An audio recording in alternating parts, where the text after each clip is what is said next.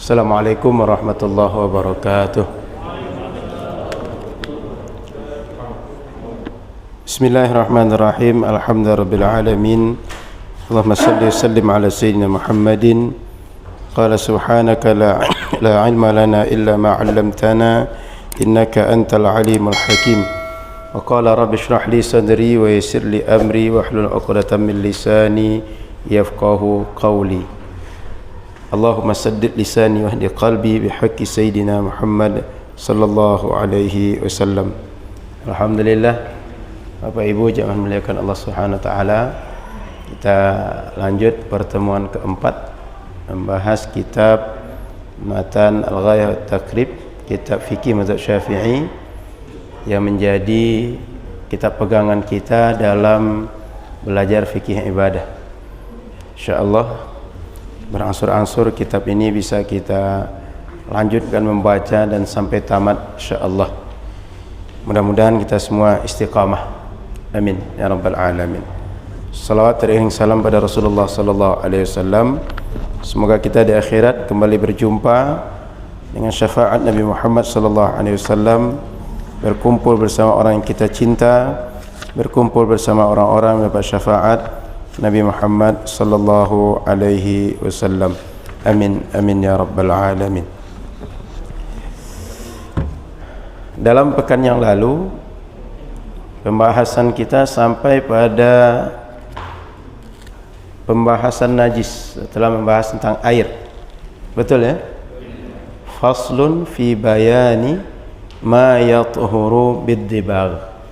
Fasal yang menjelaskan tentang apa saja yang halal menjadi suci, kulit-kulit yang menjadi halal menjadi suci karena disamak.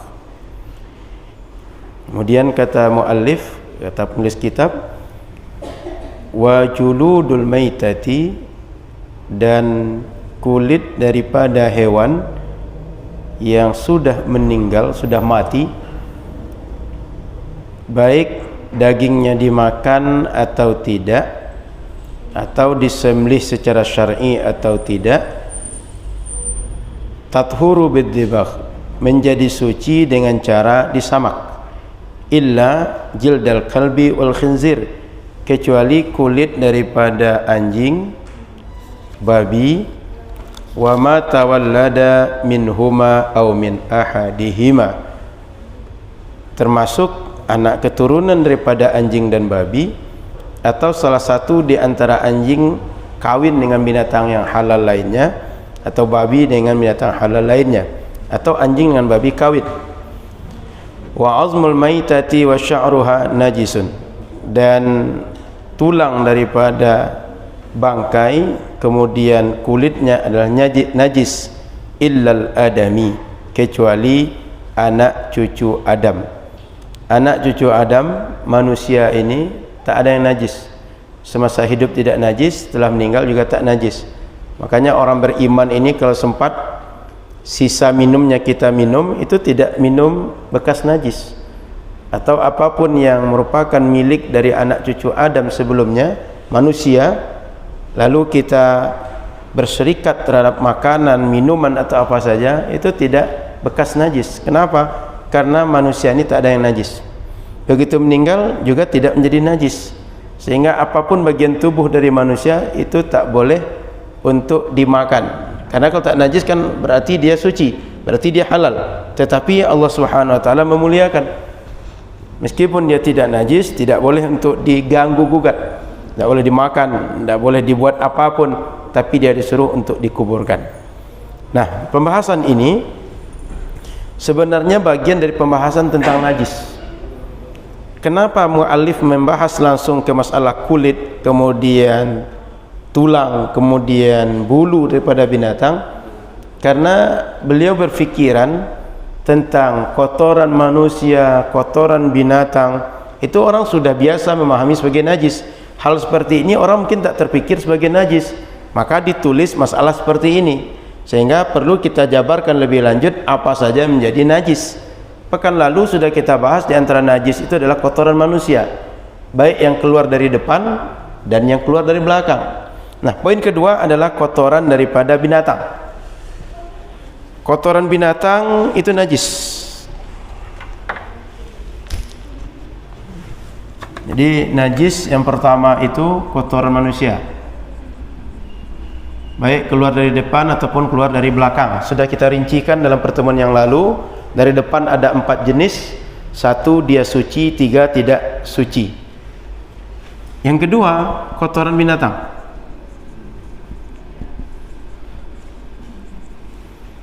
Kotoran binatang baik dimakan dagingnya atau tidak.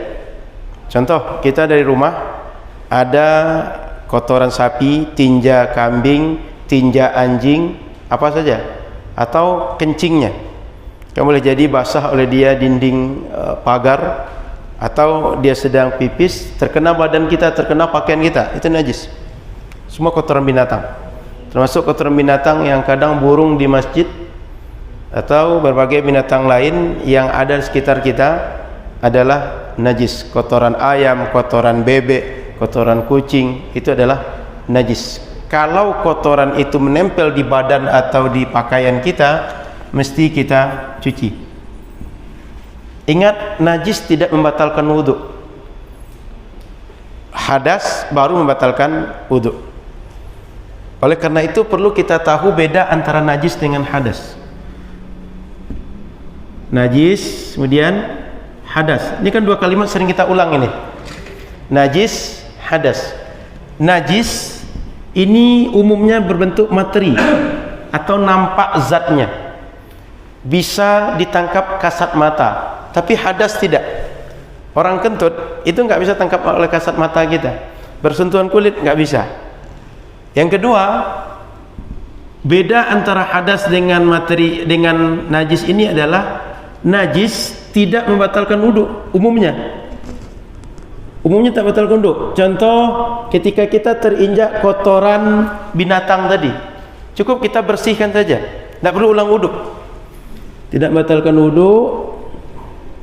Kalau hadas membatalkan wudhu, maka kalau ada kita berangkat dari rumah terinjak kotoran sapi, kotoran anjing, kotoran kambing, cukup bersihkan saja. Setelah bersihkan boleh langsung sholat, nggak perlu ulang wudhu. Kenapa? Karena najis umumnya tak membatalkan wudhu kita.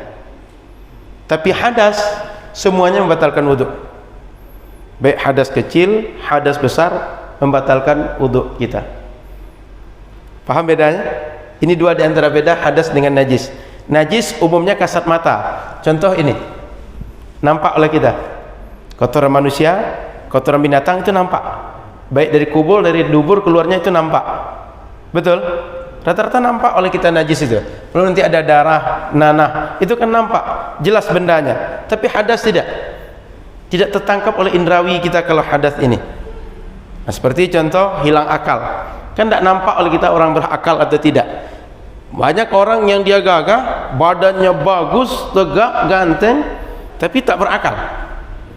Atau ada orang dia kentut, seperti pengajian khusyuk juga, rupanya sudah kentut.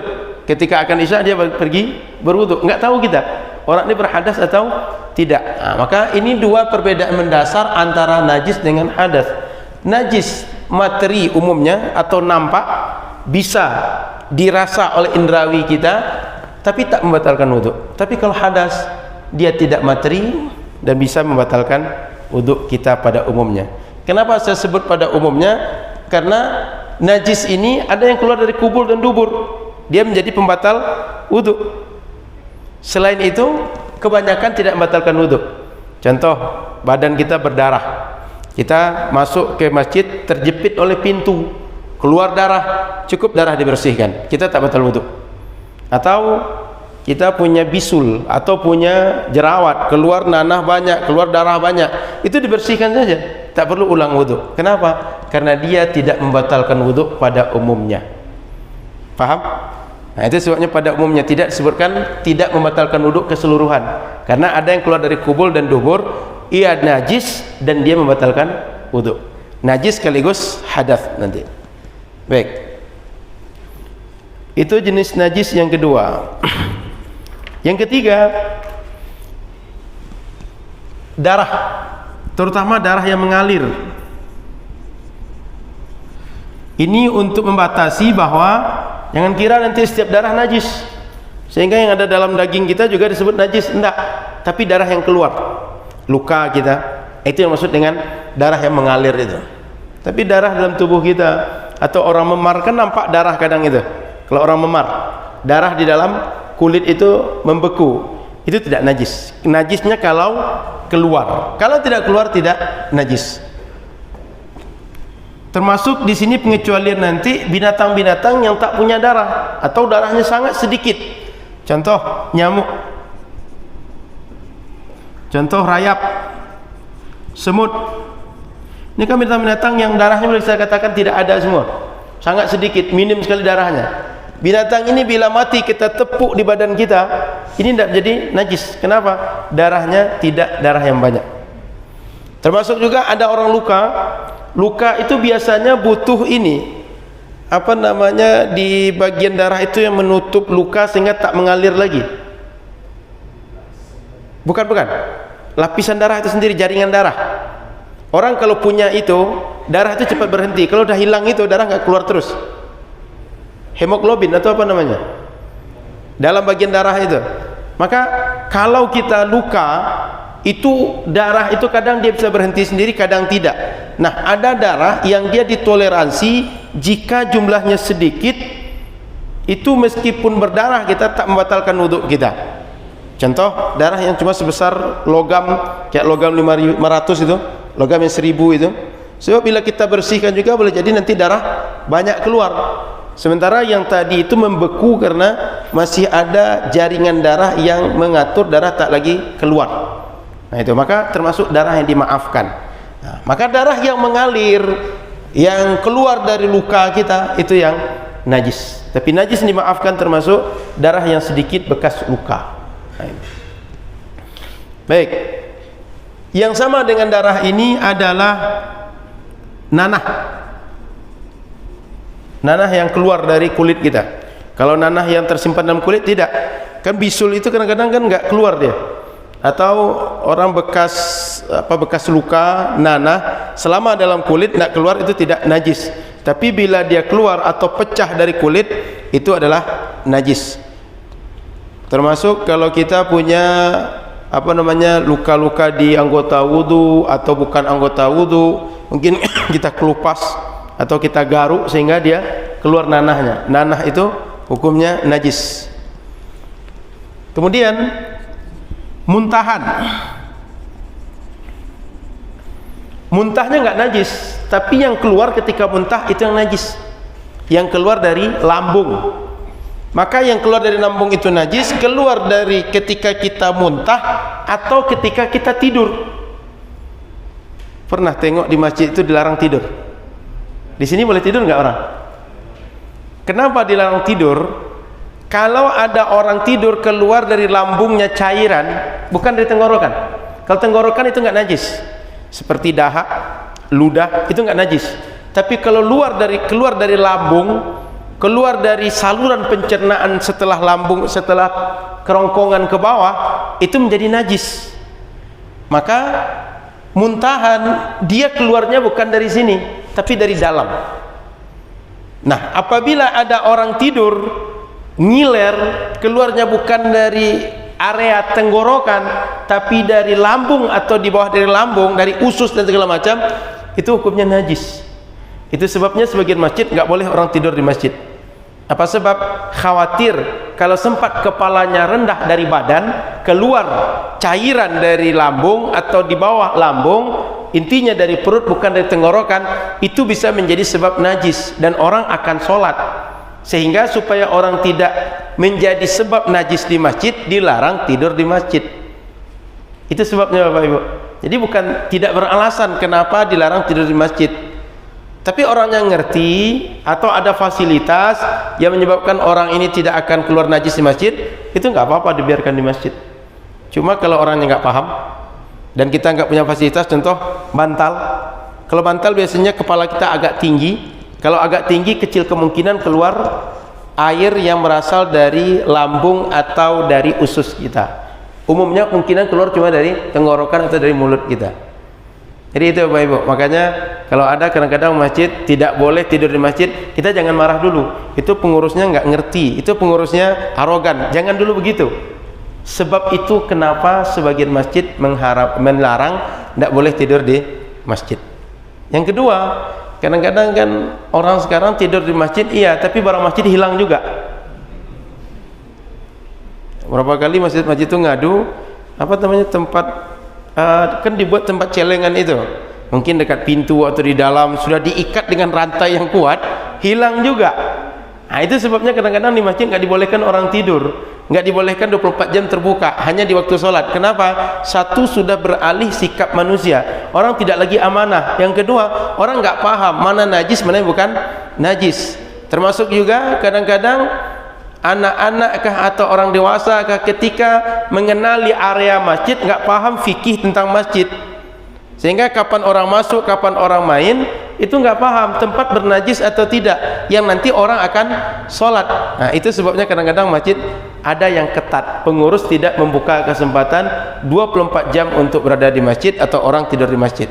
Di antaranya itu alasannya Pak, takut najis. Yang kedua, keamanan masjid sudah mulai berubah sekarang, dan itu bukan asumsi, sudah banyak kejadian. Kita nggak perlu jauh, sekitar Panam ini sangat banyak kejadian itu. Nggak tahu kalau di sini pernah kejadian atau belum? Pernah Pak Mal?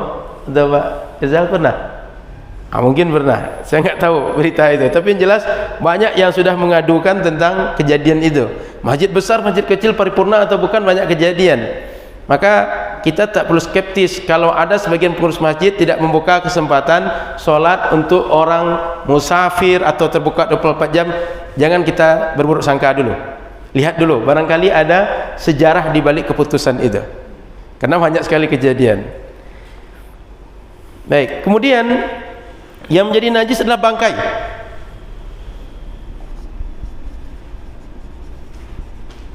Kecuali bangkai manusia, itu nggak najis. Dan bangkai hewan yang mati di laut, kecuali hewan itu menjadi mudarat. Maka kalau ikan mati di laut selama masih segar, masih bisa untuk dimakan, itu boleh untuk kita makan. Kalau dia sudah membusuk, sudah rusak, itu kan mudarat untuk kita, baru tak diperbolehkan. Selama dia segar, bisa untuk dimakan, itu halal, tidak najis. Karena dalam hadis Nabi jelaskan bahwa ikan termasuk yang dikecualikan daripada najis. Kemudian orang beriman juga dikecualikan dari najis. Orang beriman tak bernajis, tak dianggap najis juga. Termasuk yang tidak dianggap najis itulah bangkai daripada hewan seperti rayap, nyamuk, kutu. Kutu itu kan kecil itu. Kemudian termasuk apa namanya biasa gigit kita, kepinding semindang itu, bangsat apa, kepindiang itu, bangsat bahasa Indonesianya. Itu termasuk tidak dihitung bangkainya najis itu. Kemudian cacing-cacing yang berasal dari makanan yang busuk, buah itu kan kadang busuk itu, sehingga di dalamnya ada apa namanya, ulat, bukan cacing, ulat. Ulat itu kalau sempat termakan oleh kita itu nggak termakan najis kita, apabila dia di dalam makanan, kita nggak tahu dalam makanan. Beda dengan yang sengaja kita makan. Artinya yang di atas daun, yang di tanah sengaja kita makan itu nggak boleh. Tapi yang busuk pada makanan atau di dalam jambu, di dalam mangga, kadang ada ulat di dalamnya, kita nggak tahu, termakan oleh kita, atau nggak kelihatan sama sekali, termakan oleh kita, itu nggak dihukumi najis yang seperti itu. Tapi janganlah sengaja makan ulat pula, nanti berubah pula aroma atau berubah pula pikiran kita nanti. Kemudian yang menjadi najis selanjutnya adalah bagian tubuh binatang yang terpotong dari binatang yang hidup. Contoh, ada anjing, dia terjepit, patah kakinya, atau sapi terjepit, patah satu kaki, 3 kaki masih utuh, yang satu kaki itu hukumnya najis, jangan dimakan itu. Paham maksudnya? Bagian daripada binatang yang terpotong.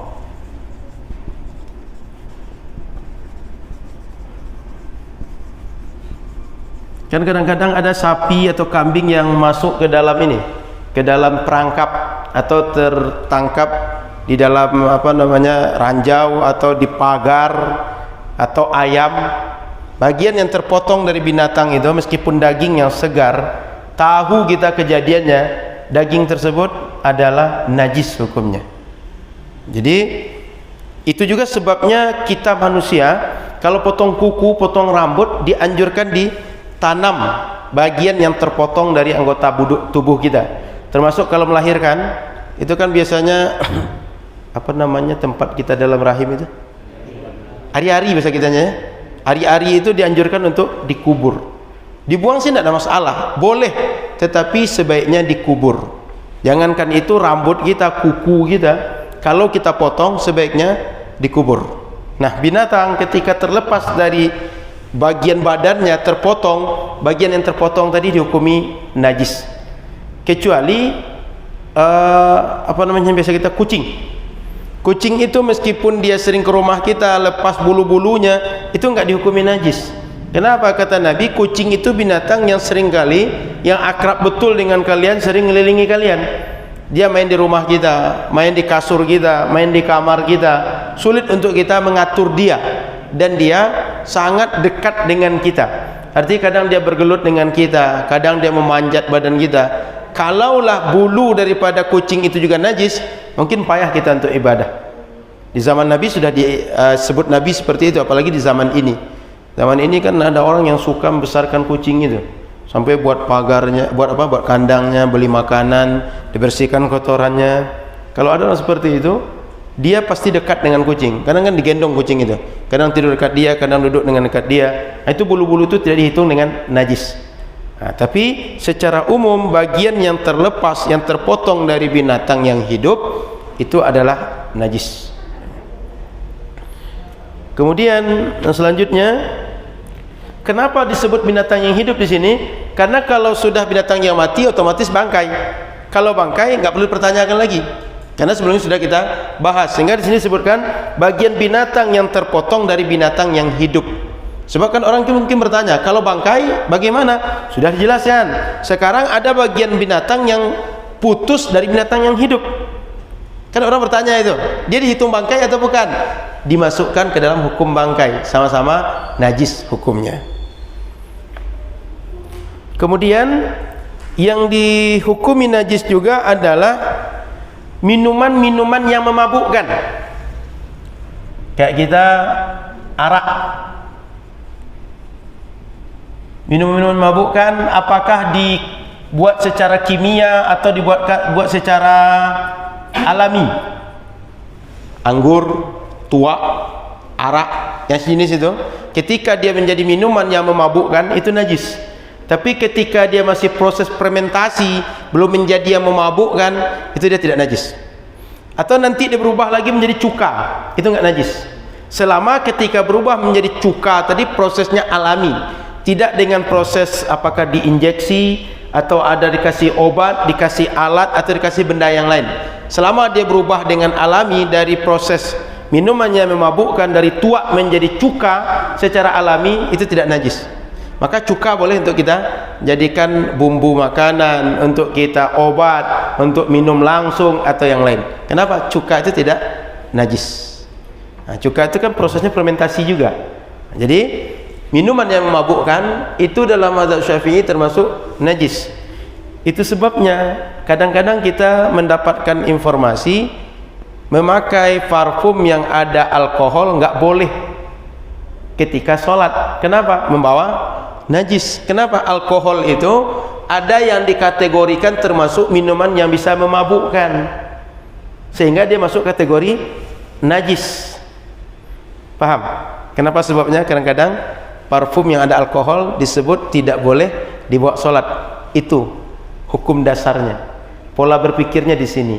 Bagi yang mengatakan bahwa alkohol itu tidak najis, maka ketika kita pakai parfum beralkohol itu enggak masalah, boleh kita bawa sholat. Karena memang di sini jadi perdebatan ulama. Yang terlarang dari alkohol itu adalah meminumnya sehingga dia memabukkan, bukan bendanya. Nah, tapi sebagian ulama mengatakan bahwa bendanya pun, minumannya pun, zatnya pun najis. Diminum berdosa, haram kedua-duanya. Maka menjual dan membeli ini tak diperbolehkan. Kenapa? Menjual najis atau membeli najis, dia pengaruhnya ke situ. Makanya disebut hukumnya apa? Kalau dia tidak najis, menjual dan membelinya nggak haram. Kenapa? Karena dia bukan barang najis. Kalau dia najis, menjualnya haram, membelinya haram.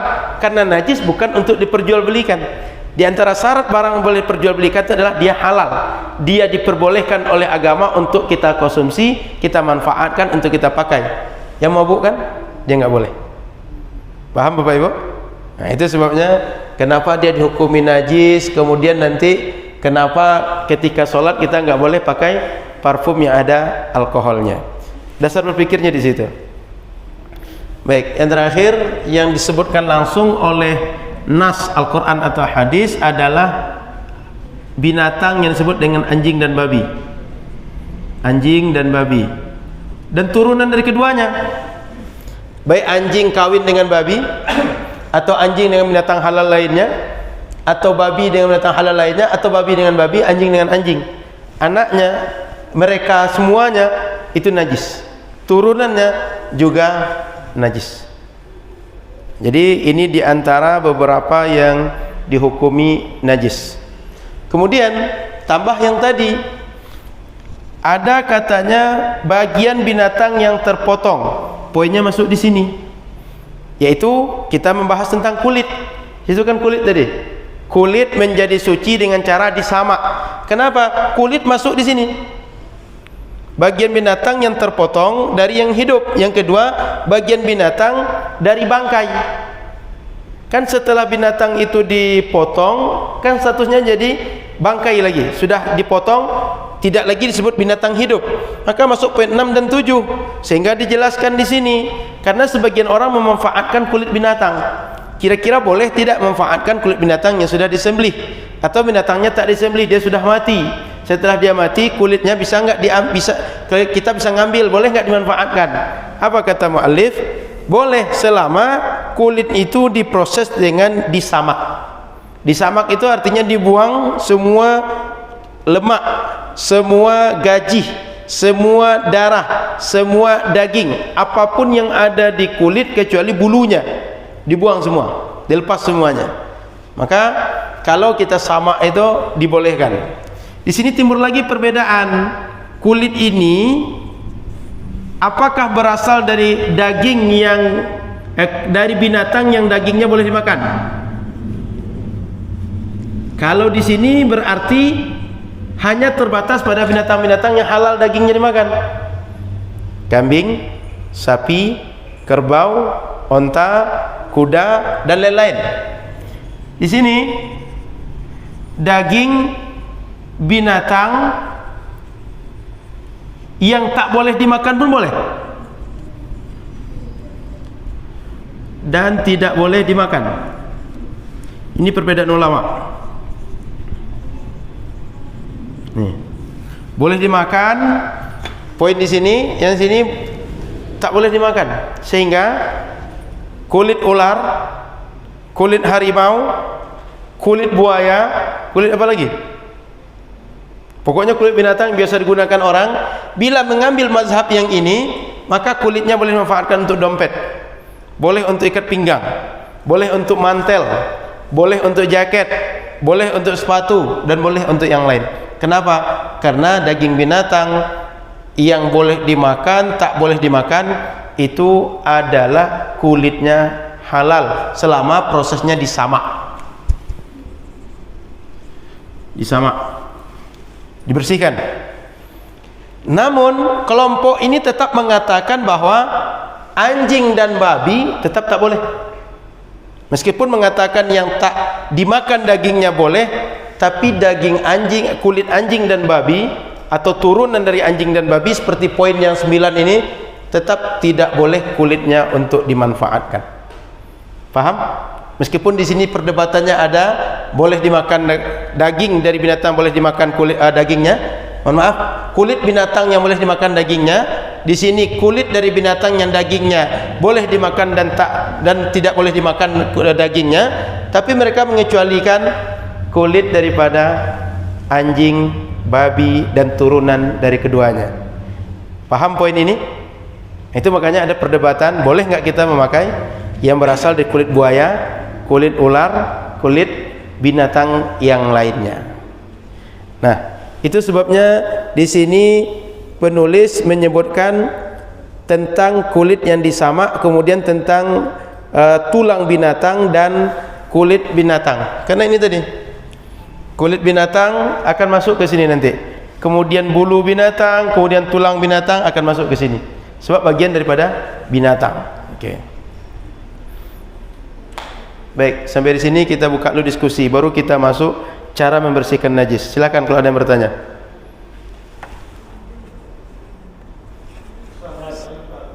Baik, beliau dulu Pak. Oke. Bapak dulu silakan. Silakan Pak. Mungkin lebih diperjelas, tadi dikatakan apa namanya najis tidak membatalkan wudu. Ya. Tapi kalau tidak dibersihkan apakah membatalkan sholat? Baik Pak.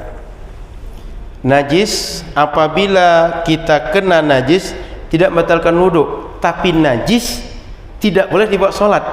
Kenapa? Syarat sah sholat bersih dari hadas, bersih dari najis. Apa saja yang bersih dari najis? Pakaian yang kita bawa, apa saja yang ada di luar badan kita, itu pakaian semuanya dihitung. Saya pakai baju, katakan ada baju dalam, kemudian ada baju ini, kemudian ada jubah ini, kemudian di bawah pakai celana, mohon maaf ada celana dalam, ada kaos kaki, ada lagi kain sarung. Pokoknya semua yang di luar badan kita itu mesti bersih kita bawa dalam sholat.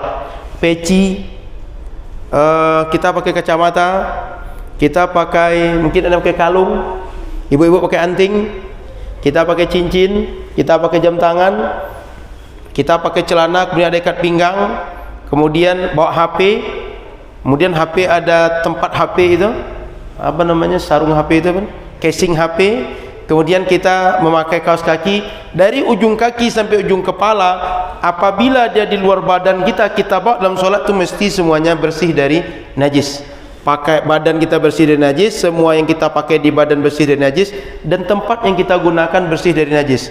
Maka mohon maaf kalau ada membersihkan masjid, itu harus pandai membersihkan najis. Kalau tak pandai nanti semua masjid bisa bernajis. Sehingga orang yang sholat di sini sholat di tempat yang bernajis, sholatnya menjadi tidak sah. Dan yang menjadi tempat harus bersih dari najis itu adalah semua tempat yang kita gunakan ketika kita melaksanakan sholat. Contoh, kalau berdiri otomatis bagian kaki ini semuanya mesti bersih dari najis tempatnya.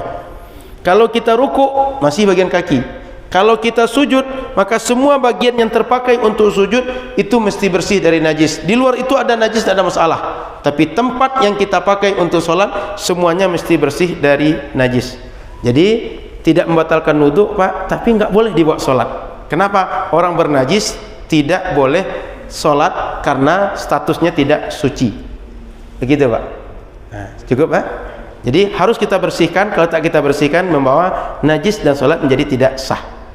Baik, silakan Pak. Sebentar Pak. Ya. Masalah alkohol Ustaz. Alkohol baik. Kalau alkohol itu kan tadi non najis. Ya. Bagaimana kalau alkohol yang digunakan di dalam dunia kedokteran? Baik. Kalau yang membersihkan luka atau yang lainnya. Itu Baik. gimana Ustaz? Jadi alkohol ini kan kalau kita kaji lebih lanjut kan ada metana, ada etana dan seterusnya. Yang menjadi poin penting yang jadi ilatnya adalah di ininya, yang digunakan untuk memabukkan, atau dia bisa memabukkan. Tapi bila dia bukan yang untuk memabukkan, artinya mungkin untuk obat, atau ada binatang, bukan binatang, tanaman tertentu, bila kita banyak mengkonsumsi itu kita akan memasukkan banyak alkohol ke dalam badan kita. Contoh apel, contoh tapai, itu dia nggak najis. Maka bila kita konsumsi yang seperti itu tidak haram, boleh kita konsumsi. Yang menjadi ketentuan yang tidak boleh itulah pada poin memabukkan ini. Sehingga alkohol bila dia adalah untuk memabukkan, sengaja dibuat untuk memabukkan, itu yang tak diperbolehkan. Jadi kalau ada keperluan tertentu dengan alkohol, contoh medis atau hal-hal lain yang memang mesti dengan alkohol yang bukan tujuan untuk memabukkan, tak termasuk kategori ini Pak. Sudah Pak? Makanya alkohol itu kan ada prosentasenya. Prosentasenya ada sekian persen gitu. Tapi selama dia memabukkan atau berpotensi memabukkan, meskipun 0,1% nggak diperbolehkan. Maka ilatnya kata para ulama itu memabukkannya, iskarnya. Sehingga kata Nabi, kalau banyak bisa menyebabkan mabuk, yang sedikit jika dia menyebabkan mabuk juga tak diperbolehkan. Paham? Jadi poinnya di iskar, memabukkannya. Sehingga semua minuman yang bisa memabukkan masuk kategori ini. Meskipun namanya tidak alkohol, meskipun namanya tidak khamar, meskipun namanya bukan tuak, apapun nama yang menjadi ketentuan bukan pada nama, tapi efek ini. Sudah Pak? Silakan Pak. Ustaz, kalau bejana yang kena jilatan anjing kan Baik. dimasuk sampai 7 kali. Salah satunya menggunakan tanah saja. Baik. Bagaimana kalau anggota tubuh kita umpamanya kaki kena jilatan anjing? Bagaimana cara membersihkan? Baik. Karena ditanya itu sekalian kita bahas selanjutnya, cara membersihkan najis. Jadi saya tidak jawab langsung, tapi kita langsung bahas saja. Cara membersihkan najis. Ini kategori najis. Sekarang bagaimana cara membersihkan najis? Masih ada pertanyaan? Ya, masalah Baik, nanti saya lanjut ya dalam pembersihan najis. alkohol tadi, Ustaz. Baik. Tadi kan terbersih sedikit dari Ustaz. Itu tergantung penggunaan. Iya. Tapi hand sanitizer sekarang itu kan rata-rata alkoholnya 70%. Iya. Dan itu bukan kategori untuk memabukkan. Iya. Dan parfum sebenarnya juga tidak bersumber dari hal yang memabukkan tadi, bukan dari anggur apa segala macam. Dan itu juga persentasenya juga sedikit. Apakah masuk seperti ini yang agak meragukan saya? Tadi Ustaz bilang parfum yang kandungan alkohol itu tidak boleh. Sementara dia bahannya mungkin sama dengan hand sanitizer tadi. Iya. Itu Ustaz. Baik. Jadi saya menyampaikan tadi bahwa ada dua mazhab ulama dalam masalah parfum tadi, dalam masalah alkohol ini. Dua mazhab di sini. Yang satu mengatakan bahwa meskipun dia bukan alkohol tidak mabukkan, yang memabukkan pun ini dianggap bagi sebagian kelompok disebut dia najis, sebagian menyebutnya dia suci, tapi mengkonsumsinya haram. Paham ya? Bagi yang menyebutnya suci, dia bukan mengatakan boleh untuk dikonsumsi, tapi bendanya, zatnya itu dia suci, namun diminum nggak boleh. Ini diminum nggak boleh, bendanya pun disebut dengan najis. Efek dari sini adalah jadi perjual-belikan nggak boleh. Efek turunan dari itu lagi, bila terkena pakaian kita, mesti kita bersihkan. Itu Pak. Makanya bagi orang yang berpandangan ia adalah sebagai najis, parfum tadi akan bisa menyebabkan dia bagian daripada najis, tak boleh kita bawa dalam sholat. Tapi bila termasuk memandang ini, dia dihukumi suci. Sehingga jalan keluarnya al-khuruj minal khilaf mustahab. Keluar dari perdebatan yang membuat kita tidak sama persepsi, itu dianjurkan. Bagaimana keluar? Kita cari saja yang paling selamat. Apalagi hari ini sudah banyak yang model roll on, tidak ada alkoholnya. Itu cari selamat Pak. Karena di sini kalau kita mengikut orang yang mengatakan dia adalah suci, berarti nggak ada masalah. Kalau kita mengikut mengatakan najis, berarti dia akan menjadi barang yang najis untuk kita bawa dalam sholat. Maka untuk cari selamat saja Pak. Artinya kita tidak menghukumi vonis orang yang berparfum alkohol dia membawa najis sehingga tak sah dibawa sholat. Karena ada dua pendapat yang seperti ini. Cuma cari selamat saja lebih baik Pak. Kalaupun nanti dipakai itu tidak mungkin lagi atau tak ada lagi kecuali yang beralkohol dipakai. Kita melihat kepada yang menghukumi seperti ini. Karena memang tidak tegas dari syariat mengatakan dia sebagai najis yang tidak boleh untuk dipakai. Begitu Pak. Silakan Pak. Najis kan tidak boleh diperjualbelikan. Ya Pak.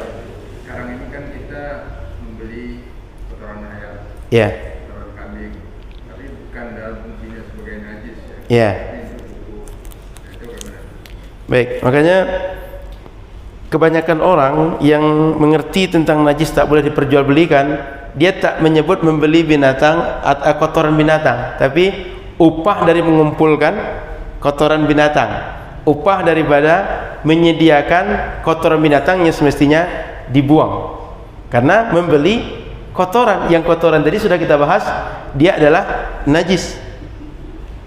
Itu Pak. Itu sebabnya sebagian orang menyebutkan akadnya jangan akad jual beli, tapi akad sebagai upah dari mengumpulkan, menyediakan kotoran daripada binatang. Nah, lebih selamat begitu Pak. Karena jual beli najis tidak diperbolehkan. Bukan objek yang diperbolehkan untuk diperjualbelikan secara umum. Nanti dalam jual beli kita bahas konsep itu insyaallah. Walaupun sudah bercampur Ustaz ya. Walaupun bercampur karena dia najis.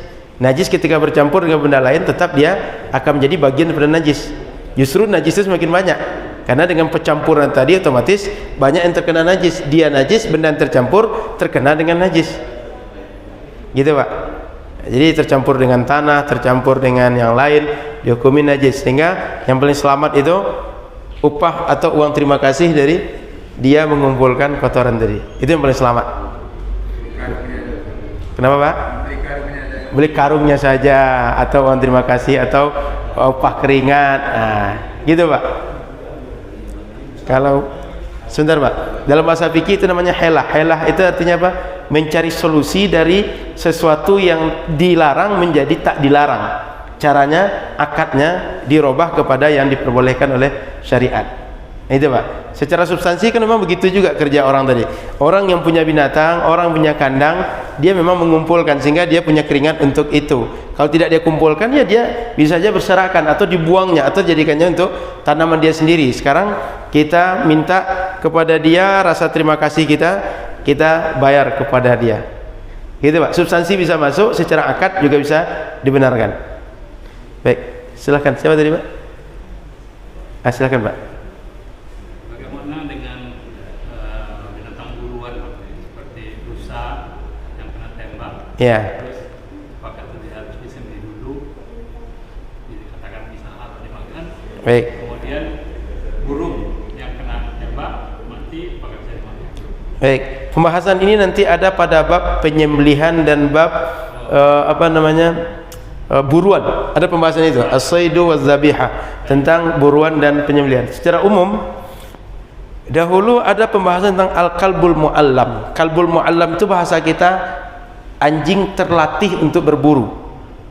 Bila anjing itu memang sengaja kita lepas untuk memburu binatang yang kita target, kemudian dia bisa memburu, kemudian ketika dia memburu cuma sekedar melumpuhkan, tidak untuk dia makan, itu boleh untuk kita konsumsi karena dia sebagai alat. Sama dengan kalau kita punya alat, mungkin alat tembak, mungkin galah, mungkin panah, atau mungkin apa lagi, pokoknya alat seperti itu.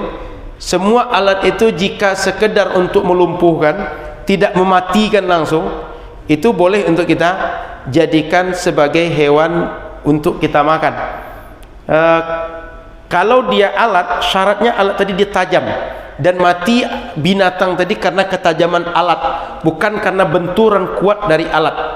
Kan ada peluru itu yang ini Pak, dia tumpul, tapi ada peluru itu yang memang tajam dia, sehingga dengan kecepatan tembakan dari pedalnya kepada binatang tadi, dia mati karena ketajaman, itu diperbolehkan.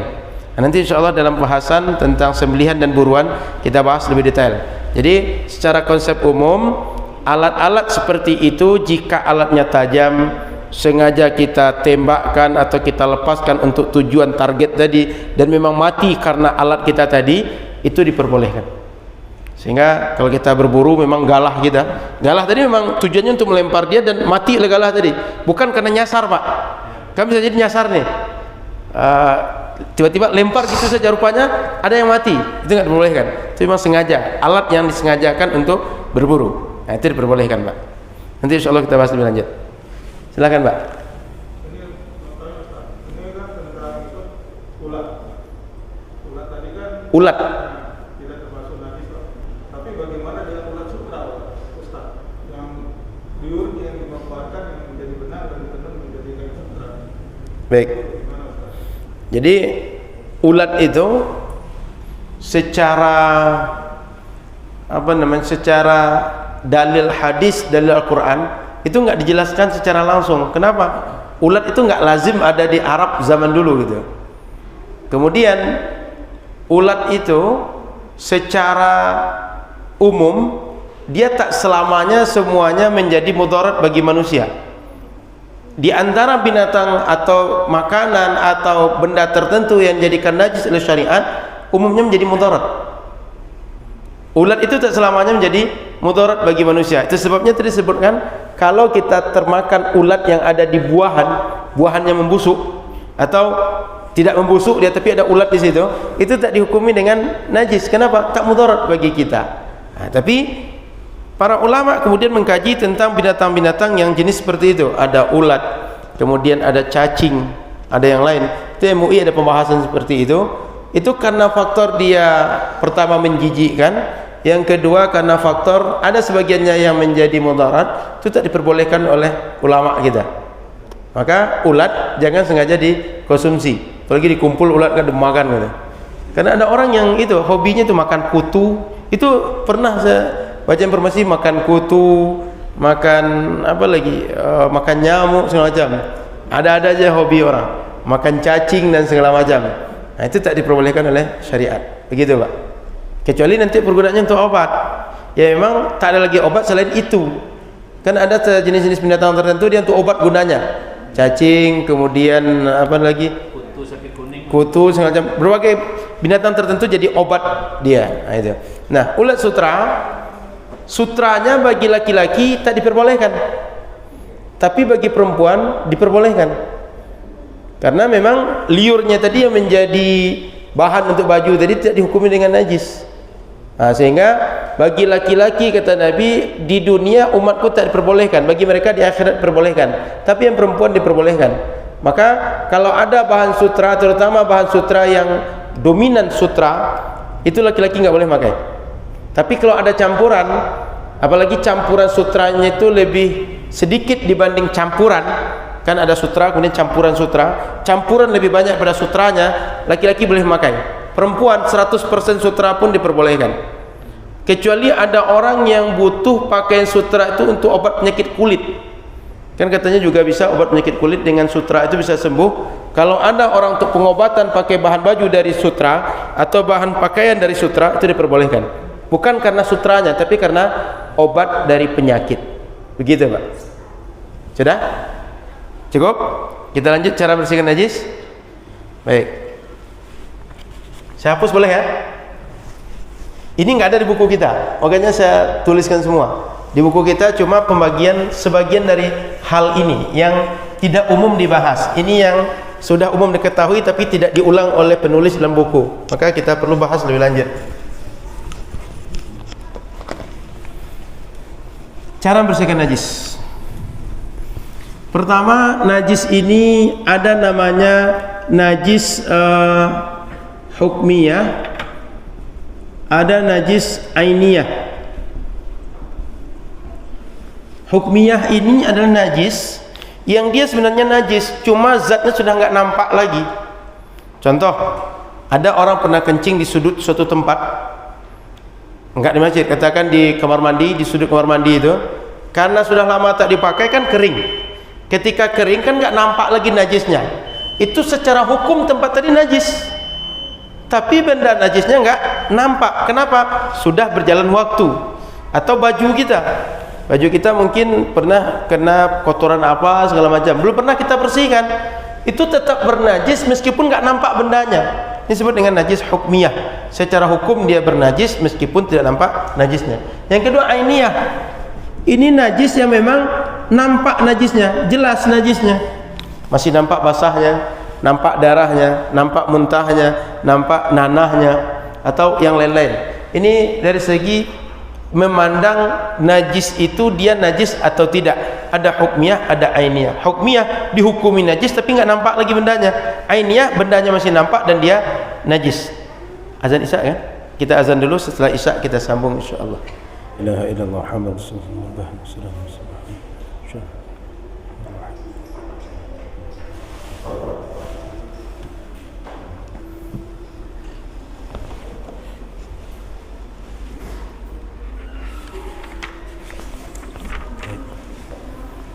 Membersihkan najis. Najis ini oleh para ulama untuk memudahkan kita menghafal, dibagi menjadi 3 tingkatan. Satu ada namanya mukhaffafah. Bahasa kita najis ringan. Yang kedua mutawassithah.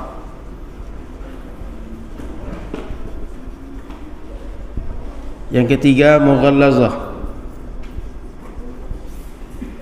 Mughallazah berat.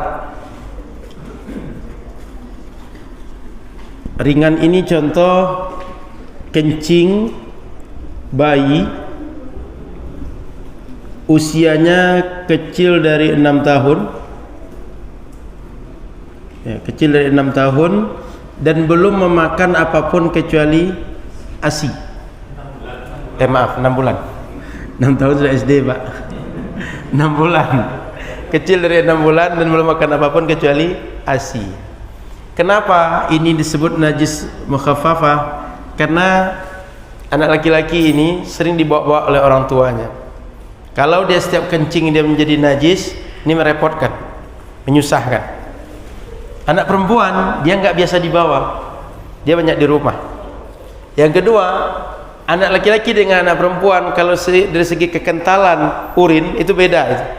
Amisnya urin itu beda antara anak laki-laki dengan perempuan. Kemudian mughallazah ini adalah najis anjing, najis babi, kemudian peranakan dari keduanya atau salah satu keduanya.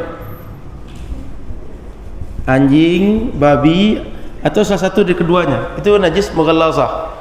Selain yang 2 kategori ini, semuanya masuk kepada mutawassithah. Kotoran manusia, kotoran binatang, kemudian bangkai, nanah, darah, semuanya masuk ke sini. Paham? Jadi mutawassithah mukhaffafah 1, kencing bayi yang usianya kurang dari 6 bulan dan belum makan selain ASI. Mughallazah anjing, babi atau anak dari anjing nikah kawin dengan babi atau dengan binatang lain atau peranakan dari mereka. Ini mughallazah, ini mukhaffafah, selain itu mutawassithah. Nah, bagaimana cara membersihkannya? Pertama, apabila najis itu bentuknya benda cair atau air itu bernajis, itu air itu nggak mungkin untuk dibersihkan. Dia cair najis itu nggak mungkin dibersihkan. Makanya proses yang terjadi untuk merubah najis menjadi benda suci itu kalaupun terjadi susah sekali. Dari dia awalnya najis diproses menjadi suci. Maka proses tentang enzim binatang yang menjadi bahan makanan itu menjadi perdebatan. Kenapa? Proses menjadikan dia dari najis menjadi suci itu berat sekali prosesnya. Kemudian selain itu khamar tadi, kita sebut khamar tadi. Khamar tadi apabila dia berubah dengan sendirinya tanpa ada proses campuran, ada proses apapun yang dibuat oleh manusia, injeksi atau apapun namanya, dia berubah sendiri dari khamar menjadi cuka, itu cuka tadi hukumnya suci, tidak lagi najis. Seperti pembahasan sebelumnya bahwa khamar tadi atau mabukkan tadi najis, ketika berubah sendiri dia suci. Kemudian apabila benda najis itu sifatnya padat atau bisa dipisahkan dengan yang lain, seperti ada minyak apa tuh? Minyak samin kalau kami nyebutnya. Apa bahasa kita kalau minyak yang dia kayak mentega itu? Minyak apa itu? Minyak jenuh. Minyak apa istilahnya, Pak? Ibu-ibu yang tahu itu. Kayak minyak dingin itu, Pak. Tapi kan ada minyak itu memang dia kental modelnya, bukan jelantah, dia memang dibuat kental itu.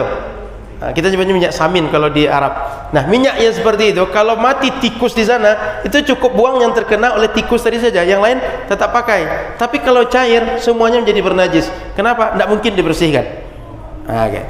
Baik, sekarang keluar dari situ, bagaimana membersihkan najis-najis ini? Apabila kencing anak bayi tadi, ini caranya cukup dipercikkan. Dipercikkan air ke bagian yang terkena oleh kencing tadi. Nggak perlu ngalir. Misal baju, percikannya air, itu sudah hilang najis. Agak banyak, sudah lebih banyak, kira-kira lebih dominan air dibanding bekas dari kencing tadi, dipercikkan, sudah suci. Yang ini mesti dibersihkan benda najisnya.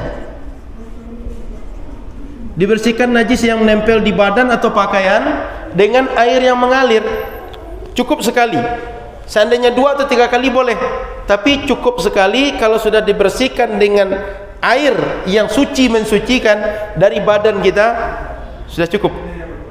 Contoh, terkena tangan, pakai air keran, air gayung, atau kita masukkan ke dalam air yang banyak, kita buang, sudah cukup sekali saja. Yang ini baru masuk tadi pertanyaan tadi, jenis yang ketiga ini mesti dibasuh 6 kali air saja, 1 kali di antara 7 tadi air bercampur dengan tanah. Bukan tanah saja Pak, tapi air campur dengan tanah. Ada gayung, kita masukkan air, kita masukkan tanah, bercampur air dengan tanah, itu yang dibersihkan. Ini baik di awal, baik di akhir atau pertengahan. Sebaiknya jangan di akhir, karena kalau di akhir berarti akan tersisa tanah di badan kita. Paham ya?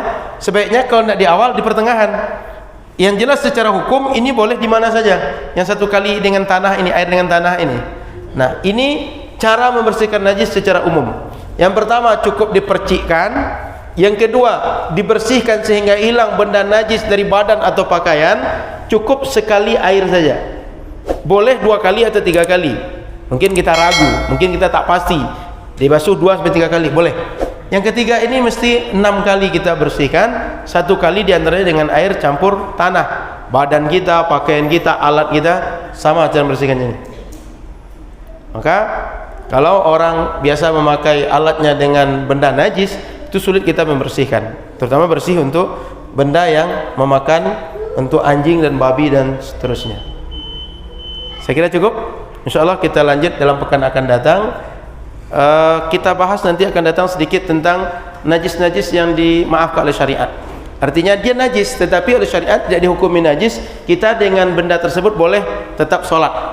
Contoh misalnya kita berangkat dari rumah ke masjid, itu kan kadang kalau hari hujan atau kita pakai motor, kadang-kadang kan pakaian kita di jalan itu oleh becek dari itu kena tanah atau kena oleh kotoran yang kita nggak bisa membedakan najis atau bukan. Itu najis atau tidak? InsyaAllah kita bahas dalam pertemuan akan datang. Dia najis tapi dimaafkan oleh syariat, tidak dihukumi najis. Kita tetap boleh beribadah meskipun ada benda-benda tersebut melekat di badan atau pakaian kita.